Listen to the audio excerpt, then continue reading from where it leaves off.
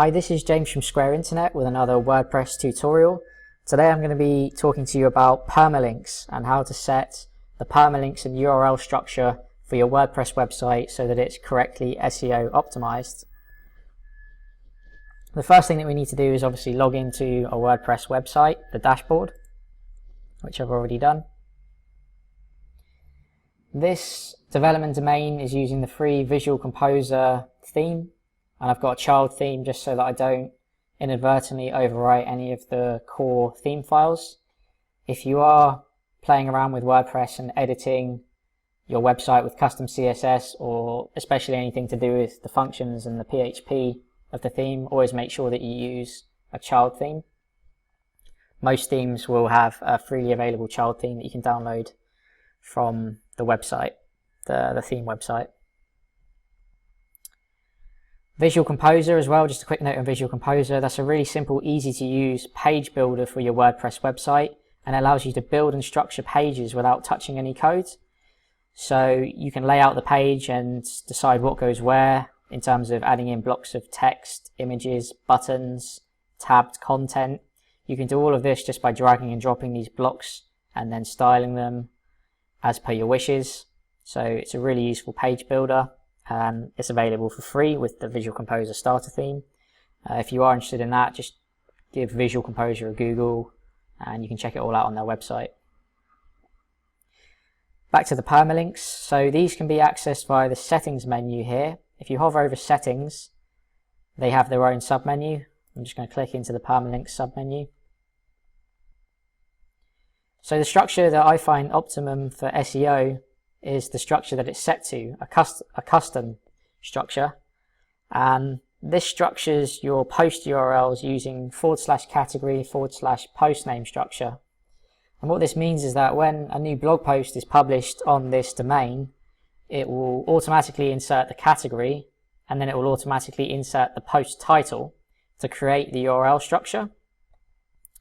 And I'll just show you really quickly how this works. So if I create a sample post on this website, sqdevdomain.info, it will look like sqdevdomain.info / my category / my post name here. I'll just show you really quickly how this works. I've already done one there. That should work actually. So as you can see, this is a draft post that hasn't been published, and I've just called it permalink post. And if you look at the URL structure, it's using the category tutorials from down here. So it's gone /category /permalink post. I will just show you really quickly, just so you can, seeing is believing. Permalink 2, just to show you. So this is previewing what the URL will be, called the permalink. And right now it's still using the right structure, but I haven't set a category, so it's showing uncategorized permalink 2. So all that you would need to do when using the structure to make sure it's created using the right category is to just select your category. So I'd select tutorials. That would then change to tutorials if I save it as a draft. And so when this post is published, it would be using the correct structure and in the right category for me. You can create as many categories as you want on your website. Ideally, don't create too many categories. But again, that depends on the size of your website, how much content you have, and the areas that you're trying to rank for in Google.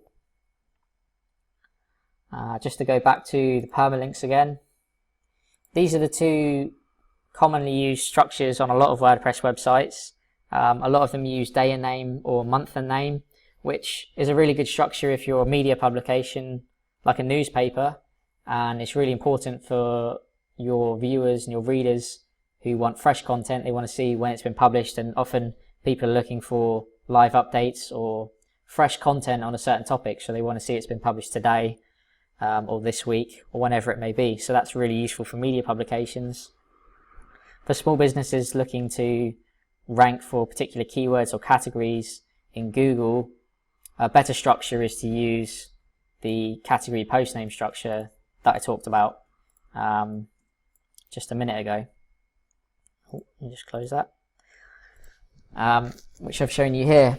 the reason for this is that a lot of the content you publish might be called what's evergreen, which means that the content can remain relevant regardless of the date or time it was published. So, for instance, let's say you're talking about basic marketing principles, basic recruiting, accounting, whatever it may be, the basic principles of how your industry works. So a lot of these aren't going to change, and what you don't want is for people to be discouraged if they visit your website and they see an article from 2017 that's really well researched and still remains relevant.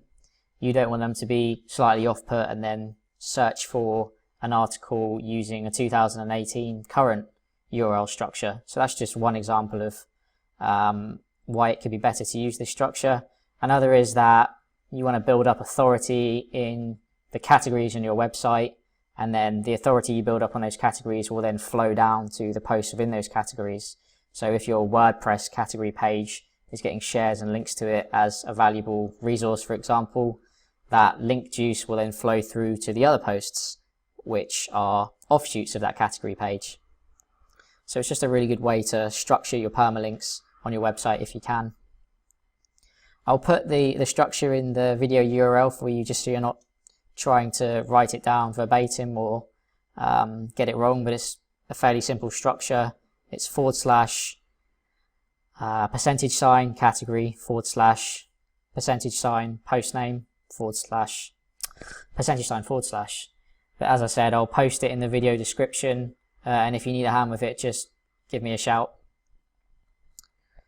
Hopefully you found this video useful and it made sense to you. Do make sure you subscribe for future videos. I'm going to be doing a lot more content in the coming weeks on things like MailChimp for WordPress, integrating MailChimp with WordPress.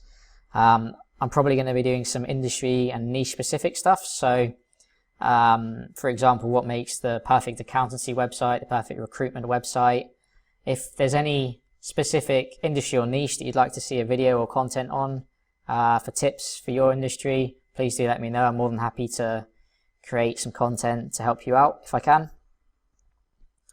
Thanks once again for watching. Make sure you subscribe for future videos, and hopefully I'll see you on the next video. Thanks very much.